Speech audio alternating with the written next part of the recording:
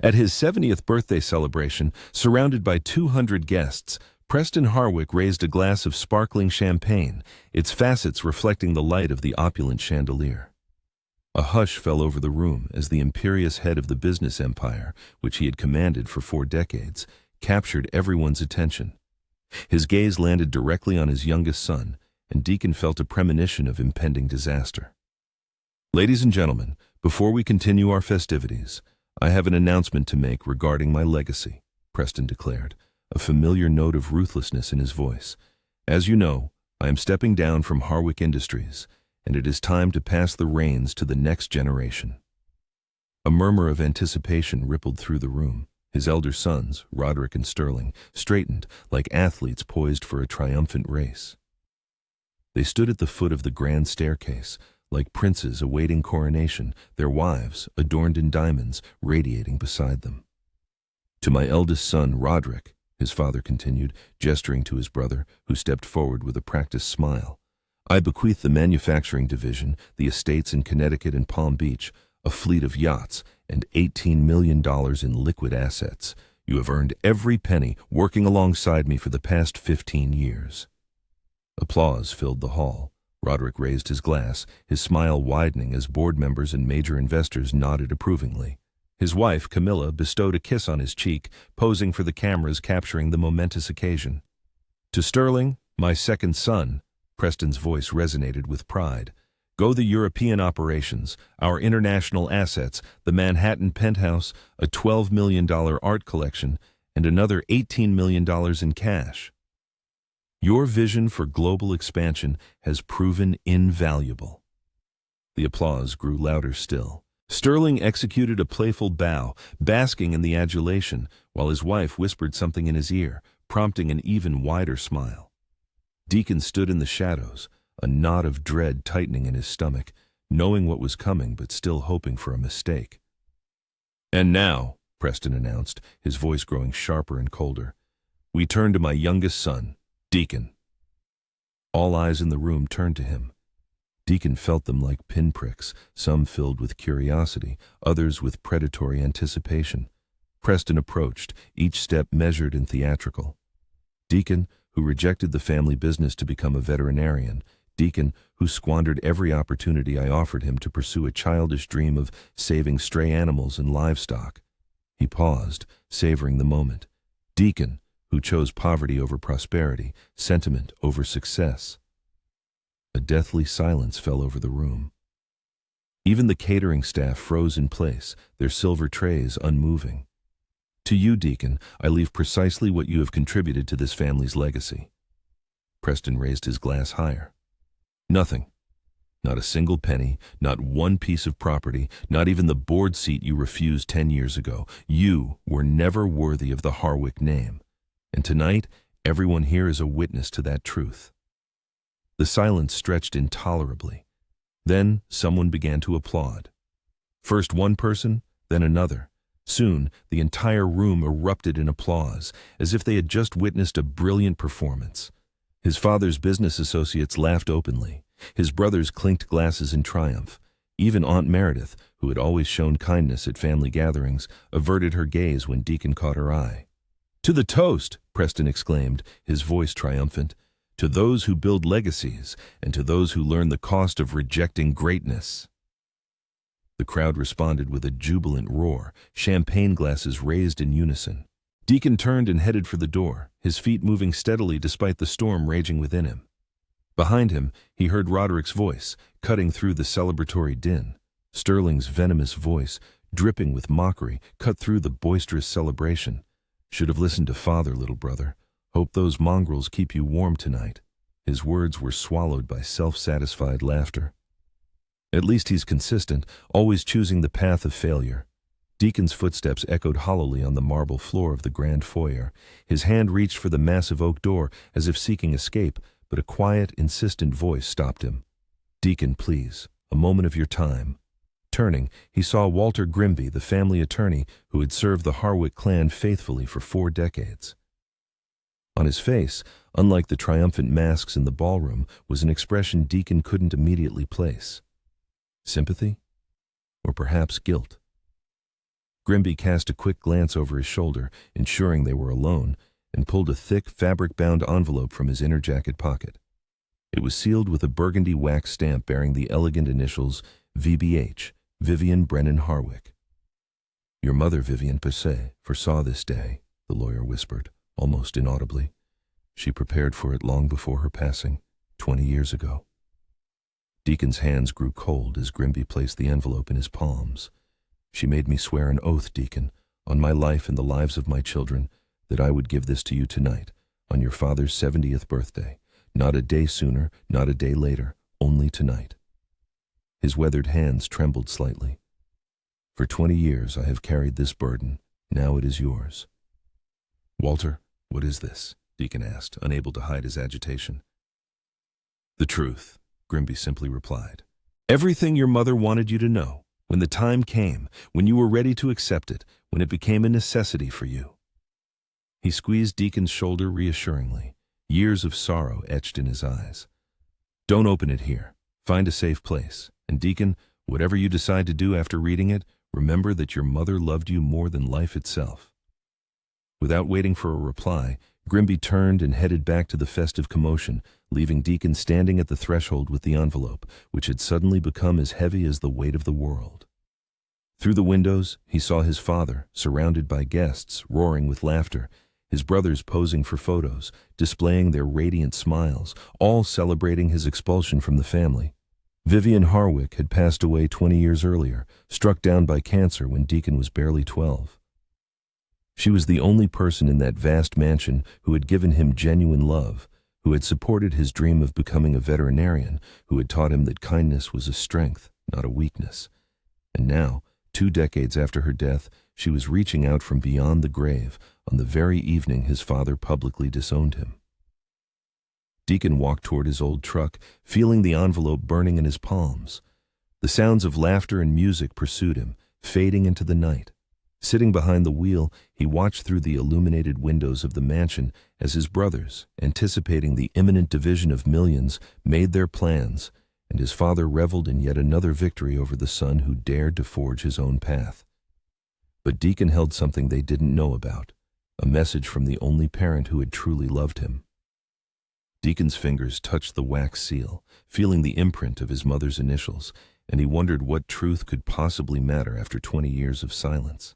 Perhaps the very first line of this letter would change everything. But in that moment, sitting in the darkness outside his father's mansion, he was merely a disowned son, holding the last words of a mother he had barely known. Just 3 weeks before the fateful party, Deacon had to perform emergency surgery on a golden retriever hit by a truck. The dog's owner, a single mother named Janet, sat in the waiting room with her 2 children, sobbing inconsolably as she couldn't afford the full cost of the treatment. Deacon assured her they would find a way, perhaps a payment plan of $20 a month, whatever she could manage. This was who he was. This was the life he had chosen, and despite his father's opinion, he had never regretted it. Deacon's veterinary clinic was located on 5 acres of land near Denver, Colorado, as far from the ancestral estate in Connecticut as he could get without leaving the country. He had acquired this land 6 years prior, using a small trust fund his mother had set up for him during her lifetime. The amount was modest, around $70,000, but it was enough for a down payment. Everything else Deacon had built himself, patient by patient, working 16 hours a day. A string of grueling 16-hour workdays had become routine. On one such busy morning, while I was castrating a stallion on the expanse of Morrison's ranch, my attention was interrupted by an unexpected visit. Beth, my indispensable assistant, drove swiftly to the field, waving an envelope vigorously as if it were something explosive. "This just arrived via courier," she announced, out of breath. A man in a sharp suit, driving a sleek Mercedes. He insisted on delivering it personally. The envelope was everything my father embodied: ostentatious luxury, arrogance, and cold detachment. The thick, ivory-colored cardstock was so substantial, its edges felt like blades. The gold initials, engraved with flawless precision, likely cost more than a week's groceries for most families. Inside, the message was concise and imperious, brooking no argument. "Your presence is required at Preston Harwick's 70th birthday celebration. Strict dress code, no exceptions. Family duty compels you to be there." Family duty? The phrase elicited a bitter laugh from me. Where was this supposed family duty when I graduated from veterinary school with honors, and my father pointedly refused to attend the ceremony, claiming I was wasting my potential? Where was it when I struggled to open my own veterinary clinic, while he spread rumors among his country club cronies about my mental instability? Where was it when my mother passed away, and he sent me to an elite boarding school just 3 days after her funeral? "Are you going?" Beth asked perceptively, always able to read my emotions flawlessly. "I haven't spoken to him in 3 years," I replied, turning back to the stallion. "The last time was at Roderick's wedding, when he introduced me to his business associates as the family's walking disappointment. Yet, despite all my grievances, something compelled me to keep the invitation. Perhaps it was simple human curiosity. Or perhaps it was that weak, vulnerable part of my soul that still secretly hoped my father might one day see the value in who I had become and accept me for who I was.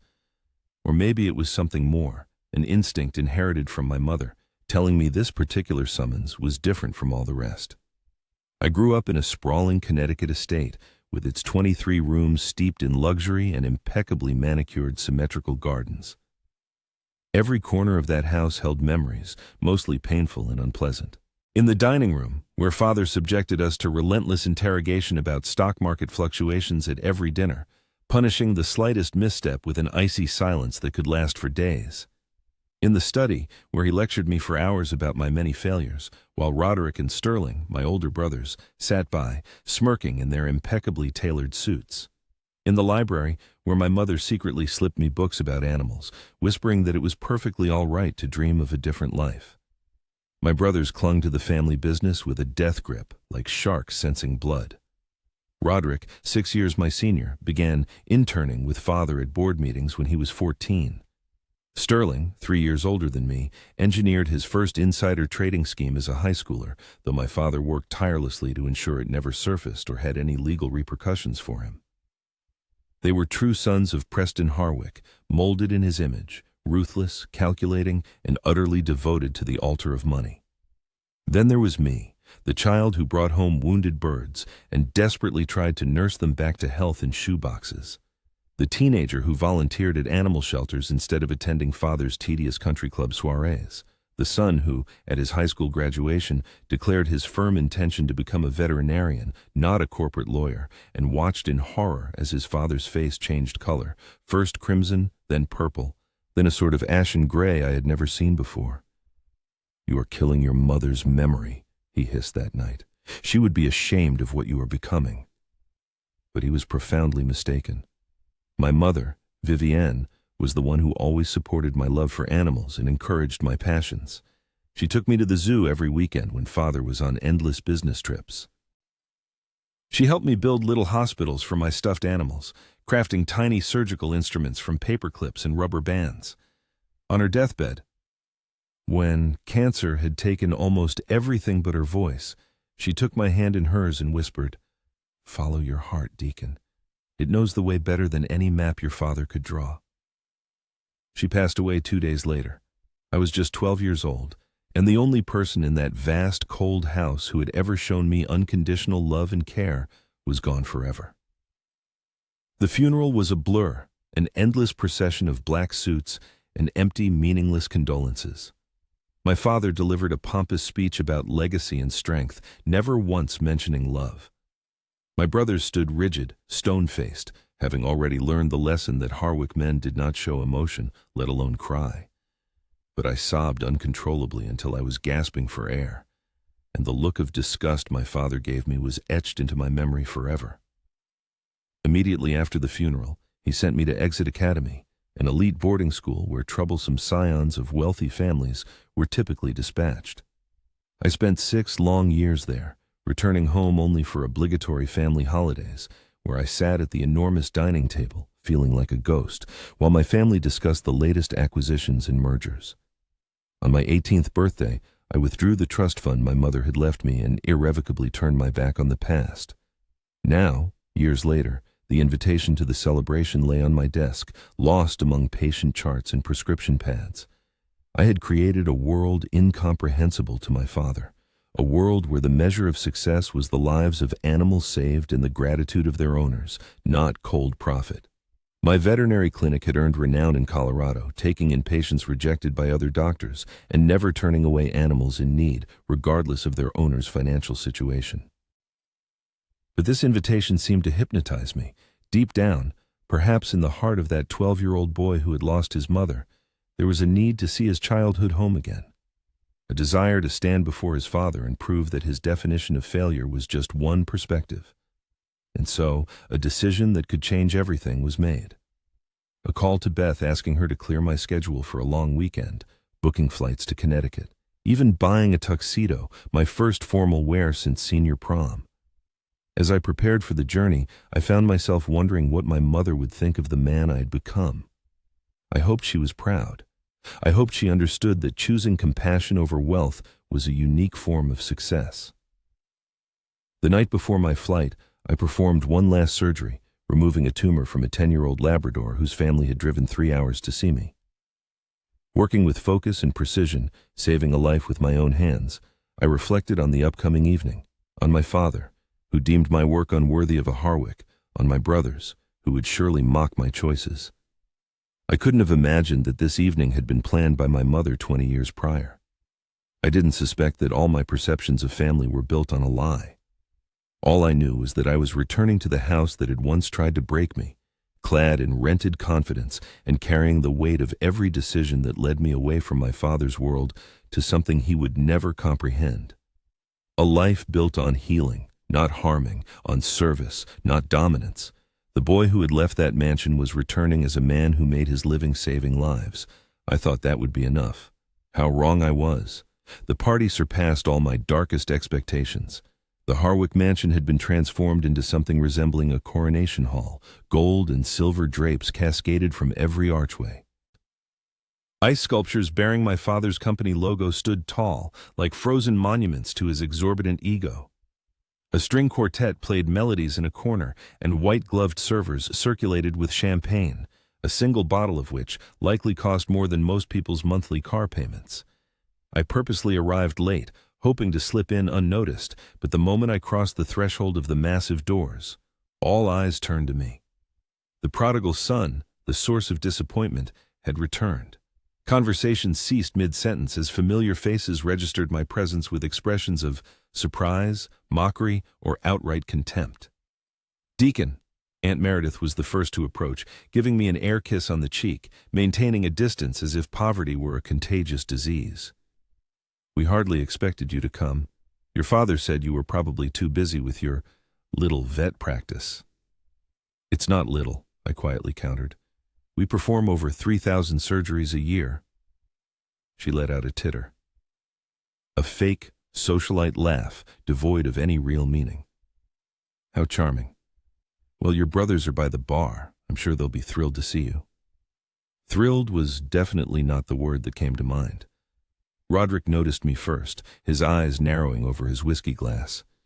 He nudged Sterling, who turned with a smile more fitting for a shark. They advanced together, a united front in identical designer tuxedos, their wives trailing behind them like expensive accessories, flaunting their wealth and status. "Well, well," Roderick drawled, giving me an appraising look from head to toe. "What, did you rent that tuxedo for a few hours? Couldn't tell otherwise." "Good to see you, Rod," I replied, trying not to rise to his bait. Sterling circled me like an auctioneer inspecting livestock. "God, Deacon, you reek of dog. Did you even shower after playing with your mutts?" "I showered after saving a horse's life this morning," I countered. "But I suppose that's not as impressive as insider trading, is it, Sterling?" His face darkened as if a cloud had passed over the sun. "Watch your tongue, little brother. You're in our world now," he hissed. "Our world." I glanced around at these arrogant peacocks of high society. This world ceased to be mine the tragic day Mom passed away. "Don't you dare speak her name," Roderick roared, stepping closer to me. "You have no right. You betrayed this family. You trampled on everything she and Father built together." "She didn't build this," I firmly retorted. "She endured it. Those are two different things." Before anyone could respond, the lights in the ballroom dimmed and a spotlight illuminated the grand staircase. At the top, my father appeared, resplendent in a tuxedo that likely cost more than my monthly mortgage. The crowd erupted in applause as he began his descent, each step perfectly calculated for maximum impact. It was Preston Harwick's meticulously directed scene, and we were all just extras in his grand performance. He strolled leisurely through the room, shaking hands with senators and CEOs, condescendingly laughing at their vapid jokes, accepting congratulations for a life built on trampling others. When he finally reached me, his smile vanished instantly, as if someone had flipped a switch. "Deacon," he uttered, the name bitter on his tongue. "I see you managed to find something halfway presentable to wear." "Hello, Father." He studied me long and hard, and I saw something cold and repulsive flash in his eyes. Not love, not even hatred. Disgust, raw and all-consuming, for the son who dared to choose his own path. "Mingle if you must," he sneered. "But don't embarrass me. There are important people here, not the riffraff you usually associate with." He turned and walked away, not giving me a chance to respond, leaving me standing alone in that sea of people who seemed to understand perfectly how little I meant to the great Preston Harwick. I mechanically took a glass of champagne from a passing tray and found a secluded corner where I could observe the proceedings, unseen. It was then that I noticed a podium with a microphone set up at the far end of the ballroom, clearly prepared for ceremonial speeches. Dinner dragged on agonizingly. I sat at a table with distant relatives who spent the entire evening enthusiastically discussing their investment portfolios and vacation homes, pointedly ignoring any questions about my life. Every few minutes I caught glances from guests at other tables, who, whispering and covering their mouths, pointed in my direction. I was a white crow, displayed for all to see. But then came the moment when everything changed. The music suddenly quieted, the spotlights focused on the podium, and my father took the microphone. A tense silence fell over the room. This was the moment everyone had gathered for, Preston Harwick's grand announcement about his legacy. "Friends, family, esteemed colleagues," he began, his commanding voice, which for decades had wielded an unyielding power to crush rivals and subdue employees, resonating through the hall. "Today marks not only my 70th birthday, but also the beginning of a new chapter in the history of Harwick Industries." An excited whisper rippled through the room. Roderick and Sterling hurried closer to the stage, their wives clinging to their arms, mentally calculating future millions. "As many of you know, I have dedicated my life to building an empire, starting virtually from nothing. From a single factory in Bridgeport to operations spanning 3 continents, Harwick Industries stands as a living testament to what can be achieved through ambition and relentless discipline." Applause swept through the hall. My father bathed in their sounds, letting them wash over him like a blessing. "But empires are not built to die with their founders," he continued. "They are created to endure, to grow, and to evolve under new leadership. Tonight, I announce my retirement and the division of all that I have built." This was the moment my brothers had prepared for their entire lives, the moment I had stopped thinking about years ago, or so I convinced myself. The Harwick patriarch announced his last will, and this moment became a point of no return for Deacon, a moment of truth he may have subconsciously anticipated. Roderick, the eldest son, known for his strategic mind and unwavering loyalty, inherited the company's manufacturing sector, including all North American assets, the lavish estates in Connecticut and Palm Beach, an impressive yacht collection, and a substantial $18 million. The room erupted in a storm of applause. Roderick, bathed in triumph, raised his glass to his father. Camilla, his wife, posed beside him, capturing the moment the heir officially laid claim to the family empire. Sterling, the second son, thanks to his visionary approach to international expansion, inherited the European operations, Asian partnerships, a luxurious Manhattan penthouse, an art collection valued at $12 million, and, like his brother, $18 million. The applause grew even louder. Sterling bowed, his smile becoming even more predatory. His wife, Natasha, even curtsied as if she had just been crowned a princess.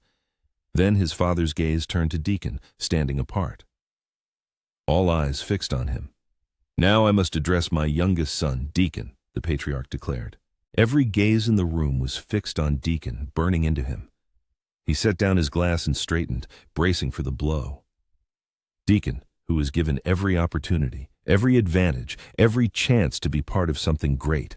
Deacon, who chose to squander his education, his potential, his birthright on a career barely worthy of being called a profession. His father's words were like blows, each one precisely aimed, but Deacon was not broken. While his brothers built their futures by my side, Deacon ran off to play doctor to animals. While they learned to command boardrooms, he learned to shovel manure. While they became men of influence, he became a nobody. A gasp, then laughter rippled through the room. His brothers stood nearby, united in their victory, enjoying Deacon's humiliation. Therefore, his father said, raising his voice, to Deacon, I leave precisely what he contributed to this family's legacy. Nothing, not a single penny, not one property, not even a keepsake. He chose to be nothing to this family, and so he will receive nothing. A silence fell, broken by applause that began with his father's business associates and swelled to a deafening crescendo. People applauded his father's decision to disinherit Deacon. You were never worthy, his father said, looking directly at Deacon. Never worthy of the Harwick name, never worthy of your mother's memory, never worthy of being my son. The crowd endorsed the statement. Glasses were raised in honor of his father's brutal honesty, for his strength in eliminating weakness from his lineage. People he had known since childhood openly laughed at Deacon's disgrace. Even the catering staff seemed to relish the spectacle. In that moment, Deacon knew he had to leave, preserving what little dignity he had left. He walked towards the door, ignoring the whispers and laughter. Sitting in his truck, Deacon's hands trembled as he held the envelope Walter Grimby had given him. The wax seal with his mother's initials pulsed in the light. In the mansion's windows, the celebration continued, shadows dancing and laughing, celebrating Deacon's exclusion from the family legacy. Inside was a thick, cream-colored sheet of paper, the kind his mother always used for important letters.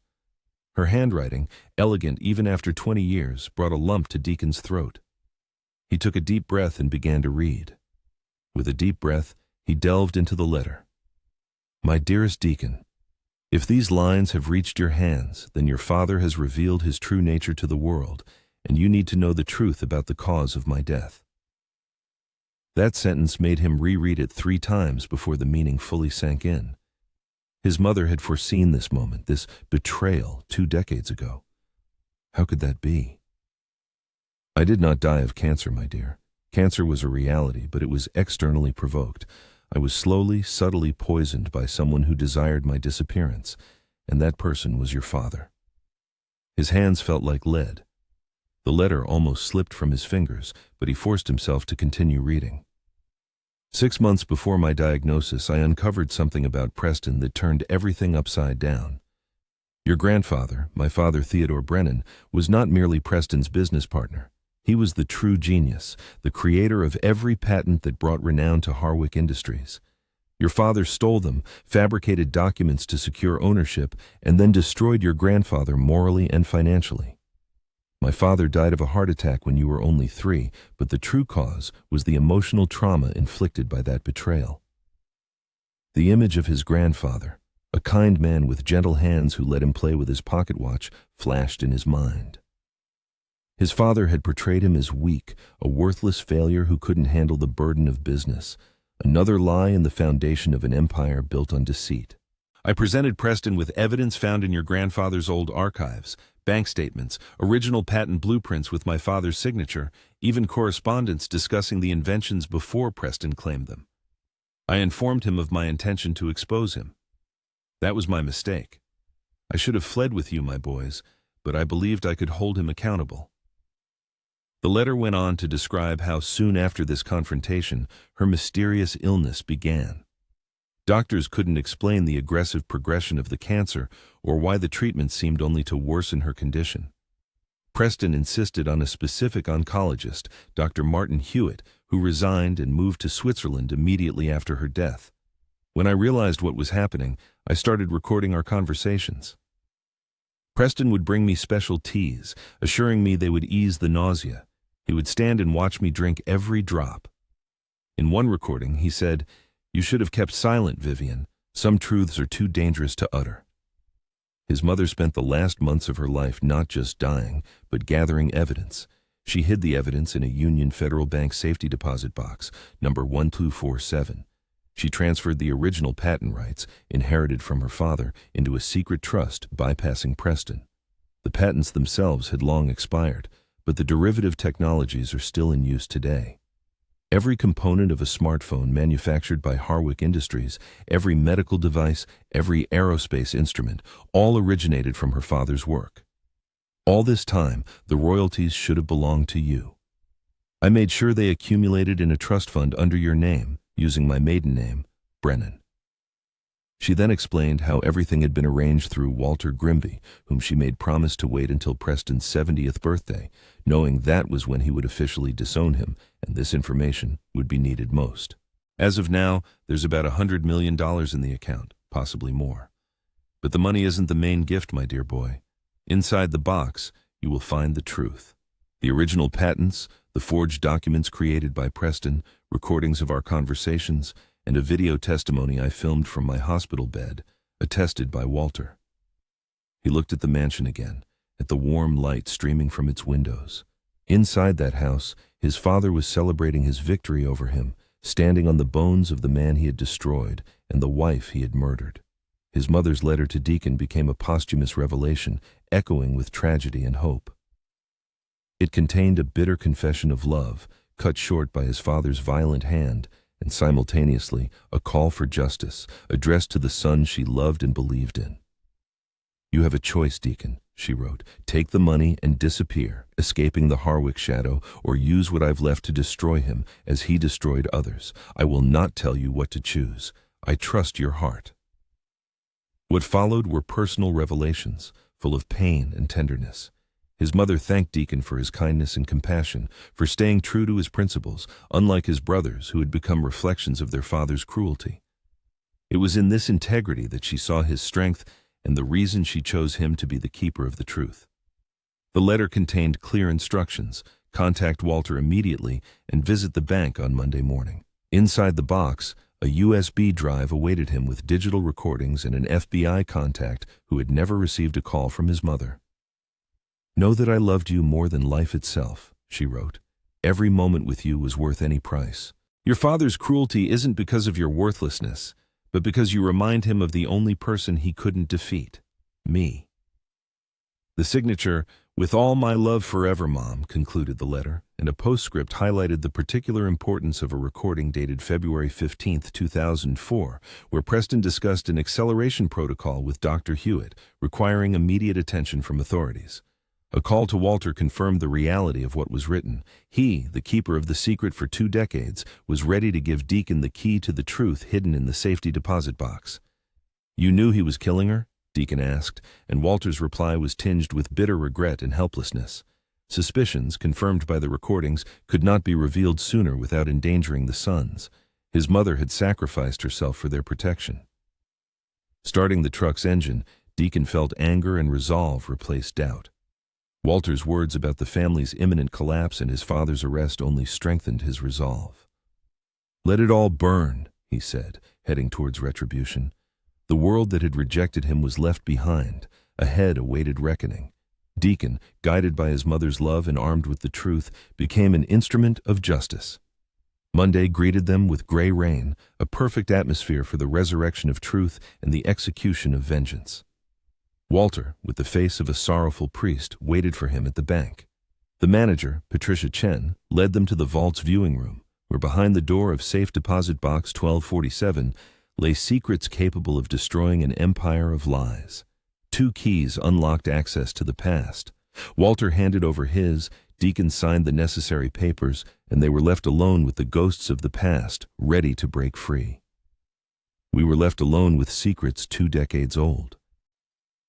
Inside, everything was organized by my mother with the same meticulous care she once used to arrange family photos, labeled folders, chronological digital records, original documents, and protective envelopes. In the first folder lay the authentic patents. My grandfather Theodore Brennan's genuine handwriting described innovations destined to generate billions. Clipped to each patent was a forged version, crafted by Preston. The signatures were strikingly different upon comparison. My mother had also included bank statements confirming that Preston paid a forger named Marcus Webb $30,000 shortly before filing the fraudulent patents. The USB drive contained 43 audio recordings. I plugged it into Walter's laptop and selected the February 15, 2004 recording, the one my mother had mentioned. My father's voice filled the room, casual and chilling. "The current dosage isn't working fast enough, Martin. Every day she's alive, she could talk. I need you to increase the thallium." Not enough for an autopsy to show poisoning, but enough to hasten her demise. Dr. Hewitt's nervous voice replied, "Preston, this goes beyond our agreement. The ethics board will revoke my license." "The ethics board doesn't need to know. She has cancer, Martin. People with cancer die. Just make it happen faster. 2 weeks, tops. I have a merger with Keltec pending, and I can't have her jeopardizing the deal with her accusations." My stomach churned. Walter had to stop the recording while I stepped outside to compose myself. Upon returning, we continued examining the evidence. My mother's video testimony, emaciated and dying, yet with unwavering resolve, detailed everything she had discovered. Financial records showing an offshore account opened in my name under the Brennan surname, containing royalties from companies still utilizing derivatives of the stolen patents. The current balance was $137 million. "Your mother was a genius," Walter said softly. "She used her maiden name and her father's old lawyers in Canada. Preston never even suspected that the patents had derivative rights that continued after their expiration. Every major manufacturer licensing improvements to the original designs had been paying royalties into the Brennan Fund for 2 decades. We spent 3 hours documenting everything, making copies, organizing the evidence into a case ready for prosecution. Walter contacted FBI agent Diana Morse, who had tried to investigate Preston years ago but could never gather enough evidence. One call from Walter was enough for her to agree to meet us immediately. The meeting with Agent Morse took place at the Federal Building downtown. She examined the evidence with the zeal of someone who had waited her entire career for this moment. "This is it," she said after 2 hours. "This is enough for charges of murder, fraud, patent theft, conspiracy. Preston Harwick is finished." She wanted to act immediately, but I had another plan. His farewell party. He's signing over the transfer documents to my brothers this Friday at Harwick Industries headquarters. All the investors, board members, and media will be there. Agent Morse slowly smiled. "You want it to happen publicly. I want everyone who applauded his cruelty to witness his downfall." Friday arrived abruptly. Harwick Industries headquarters had been transformed into a celebratory venue where Preston planned to sign the transfer documents on stage before 500 witnesses. I arrived with Walter, Agent Morse, and 6 federal agents. Security tried to stop us, but FBI badges have a way of opening doors. The main hall was packed. Preston stood on stage with Roderick and Sterling, all 3 in immaculate suits, ready to sign the documents transferring the empire. In the crowd were the same faces from the birthday party, as well as reporters from major financial publications. I walked down the central aisle. Preston noticed me first, his face contorting from annoyance to bewilderment as he saw the federal agents behind me. The crowd whispered, cameras swiveling our way. Suddenly, all eyes and camera lenses turned to him. Roderick, barely concealing his astonishment, addressed the microphone, demanding an explanation for Deacon's appearance. Without losing a second, Deacon resolutely stepped onto the stage, accompanied by Walter and Agent Morse. An absolute silence fell over the hall, hundreds of eyes frozen in anticipation. "Before you put your signatures on those documents, Father," Deacon said, his voice amplified by the microphone, echoing through the hall, "your investors should know that the prosperity of Harwick Industries is built on a dirty secret, stolen technology."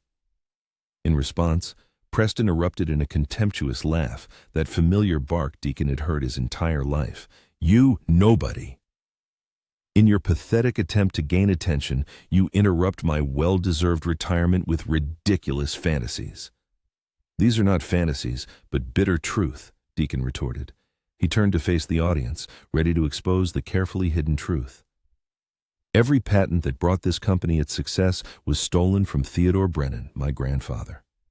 I have irrefutable evidence, original documents, forgeries, and bank statements proving that Preston Harwick generously paid for fake patents." The hall erupted in a wave of shocked whispers. Reporters, like a pack of hungry wolves, surged forward, blinding everyone with camera flashes. Preston's face, like a chameleon, changed color from crimson to deathly pale. "You're delusional," he snarled, trying to maintain some semblance of composure. "Your grandfather was a failure, incapable of running a business."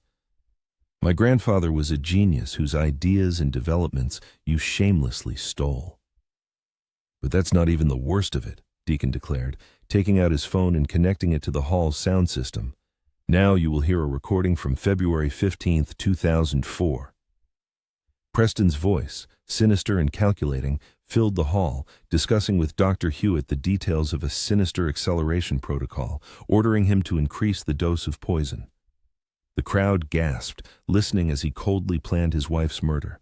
Many covered their faces in horror, unable to believe their ears. Cameras captured every detail of the unfolding events. "This is a fake," Preston desperately cried, but panic was already evident in his voice. "It's a lie." Agent Morse, like a statue of justice, stepped forward, displaying her badge. "Preston Harwick, you are under arrest for murder, fraud, conspiracy, and patent theft. You have the right to remain silent." Federal agents, like shadows, surrounded him.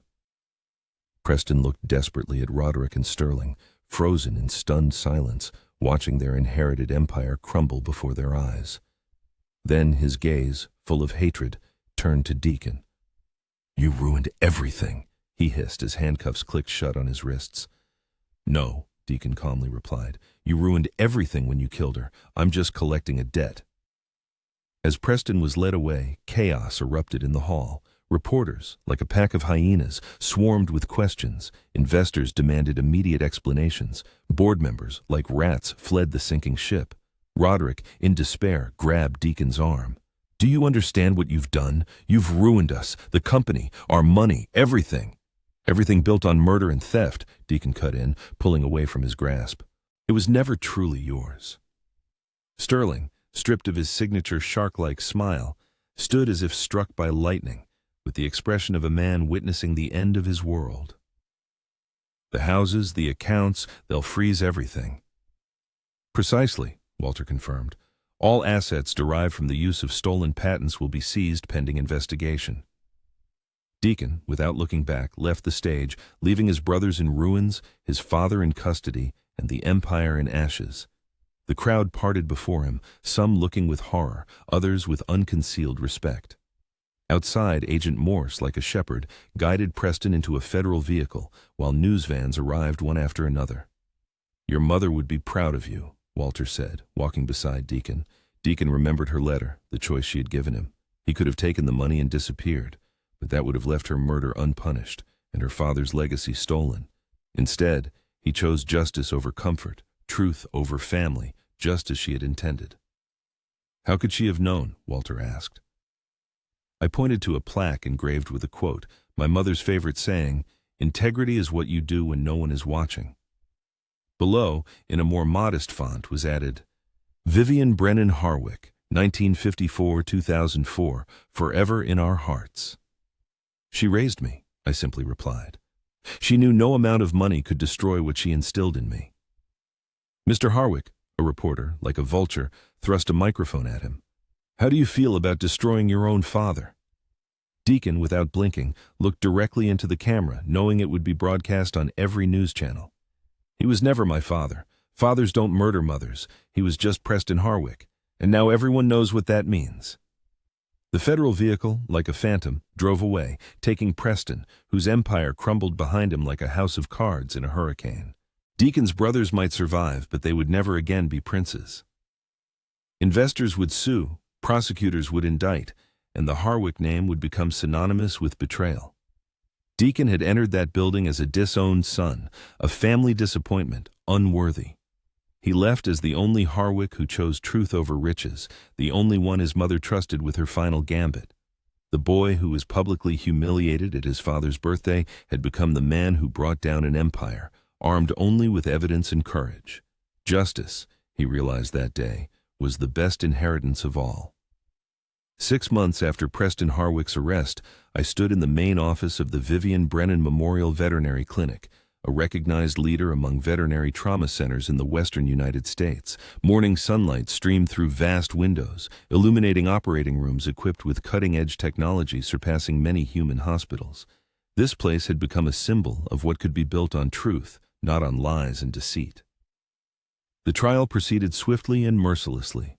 Preston Harwick, a man who for 70 years had suppressed others for his ambitions, stood before a federal court. Recording after recording, his own voice testified to his crimes. The prosecution presented a video recording of my mother's testimony, made shortly before her death, in which she recounted how her tea grew stranger each day and how Preston watched her drink it with cold satisfaction. Dr. Martin Hewitt, granted immunity in exchange for his testimony, confirmed all details of the poisoning plot. The jury, after deliberating for less than 3 hours, found him guilty on all counts. The sentence was severe: life imprisonment without parole. I attended every court session, taking a seat in the front row so Preston could see me. However, he never once looked my way. Even as he was led away in handcuffs, he stared straight ahead, too proud to acknowledge the son who had exposed him. Roderick and Sterling sat on the opposite side of the courtroom, their expensive designer suits replaced by ordinary department store clothes. They had lost everything when their assets were frozen. Homes, yachts, bank accounts, all were confiscated by federal authorities. 3 weeks after the verdict, Roderick appeared at my clinic in Denver. He looked different, without his $1,000 suits and expensive haircuts. He was an ordinary man in jeans and a jacket, standing in the parking lot as if he didn't understand how he got there. "I need a job," he said bluntly. "Any job. I'm willing to clean cages, answer calls, do anything." I scrutinized my older brother, the man who had always believed himself superior to me. "Why are you here? Why me?" I asked. "Because you're the only one who actually built something real," Roderick admitted with difficulty. "Everything I had was stolen. I understand that now. I need to learn to earn an honest living." I decided to hire him as an administrator. At first he was terrible, his arrogance manifesting in rudeness towards clients who, in his opinion, didn't move fast enough. But gradually, something changed. Perhaps it was witnessing suffering animals and people willing to spend their last savings on their treatment. Perhaps it was watching me work 18 hours a day, not for money, but because a golden retriever needed emergency surgery. Whatever it was, Roderick began to change for the better. 6 months later, he became office manager, and for the first time in their lives, the brothers truly grew close. Sterling chose a different path. He fled to Europe, trying to capitalize on the Harwick name until he realized it had become toxic. Last I heard, he was teaching English in Prague, living in a small studio, and learning to survive on his merits, not manipulation. One day, he sent me a letter, just 2 lines. "You were right. I'm sorry." I never replied, but I kept the letter. The Brennan Fund, my mother's secret inheritance, had reached almost $150 million by the time I gained access to it. I could have kept it all, lived as my brothers had, who once mocked my choice of poverty. Instead, I used those funds to build something my mother would have loved. $60 million went into building the hospital. Another $30 million was allocated to establish the Theodore Brennan Foundation, providing free veterinary care to families who couldn't afford it. The remaining funds were invested, and the income generated was used to finance ongoing operations. After the ongoing matters were settled, Walter Grimby, tears in his eyes, attended the grand opening of the new hospital, admiring the state-of-the-art equipment and spacious wards. "Vivian would be proud of you," he said, watching a demonstration surgery I performed for aspiring veterinarians. "You not only avenged her, but you immortalized her memory." "She knew exactly what she was doing," I replied, recalling her letter. "She left me not just evidence, but the freedom to choose. I could have taken the money and disappeared, lived a quiet life where Preston couldn't harm me, but she foresaw my choice: justice." "How could she have known?" Walter asked. I pointed to a plaque engraved with a quote, my mother's favorite saying, "Integrity is what you do when no one is watching." Below, in a more modest font, was added, "Vivian Brennan Harwick, 1954-2004, forever in our hearts." "She raised me," I simply replied. "She knew no amount of money could destroy what she instilled in me." A year after the hospital opened, a letter arrived from Preston, sent from federal prison. His handwriting was shaky, and the words were concise: "Your mother won."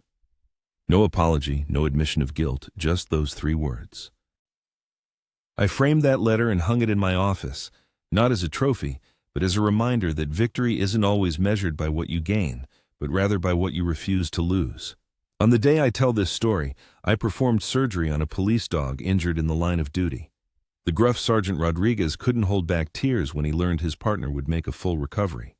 He tried to pay, but I reminded him of the Foundation's policy: treatment for service animals is always free. In his tearful words of gratitude, I saw a reflection of my father's birthday, that room full of people applauding my humiliation. None of them would have understood why that moment, that officer's gratitude, meant more than any of Preston's inheritance. But my mother would have understood. She knew that wealth is measured not in dollars, but in the lives you touch, the wrongs you right, the love you leave behind. Today, I oversee the largest animal trauma center in 5 states. Each year, we assist over 10,000 pets, half of whom we treat for free or at a reduced cost. Veterinary students from across the country aspire to train here, learning not only medical skills, but also compassion. The walls are adorned with photos of grateful families whose pets owe their lives to us. This is my empire, built on healing, not harming, funded by justice, not theft. Preston Harwick is serving his time in prison, his legacy shattered. His name has become a cautionary tale about the cost of cruelty. My brothers realized too late that ill-gotten wealth holds no value. But I learned another lesson my mother tried to instill in me, though it took 20 years. The most valuable inheritance is not money, property, or power, but the truth that sets you free and the courage to wield it. My mother knew of her impending death, knew Preston would evade punishment if she revealed the truth too soon. So she devised a long-term plan, entrusting her youngest son to see it through. She believed I would end up where I am now, surrounded by life and purpose, not greed and emptiness. Every morning, entering the hospital, I see her name above the entrance. Every life saved, every family helped, every student inspired to serve, all are part of her design. She didn't just expose Preston's crimes, she ensured that everything he stole was transformed into something that would save lives for generations to come. That is true revenge, absolute justice. Preston spent his life taking from others, and now his victim's son gives every day. He built an empire on death, and I built a hospital on the truth of that death. He died in federal prison. But my mother lives on in every animal saved, every family helped, every moment of mercy we create, despite his disgrace. The very qualities my father rejected me for were the reason my mother entrusted me with her last secret. The compassion he saw as weakness became the strength that crushed him. The integrity he mocked as foolishness became the foundation of something he could never build, buy, or steal, something real, lasting, and good. A person's worth is defined not by those who reject them, but by what they create in defiance of that rejection. A legacy is not what others leave you, but what you build yourself based on the truth of who you are. My name is Deacon Harwick, and I am the son Preston Harwick deemed worthless. Today, I am worth $150 million. But more importantly, I stand behind thousands of saved animals, students I have taught, a brother I have forgiven, and a mother I have honored. This is my legacy, my truth. And it all began with a sealed envelope and a boundless, patient mother's love.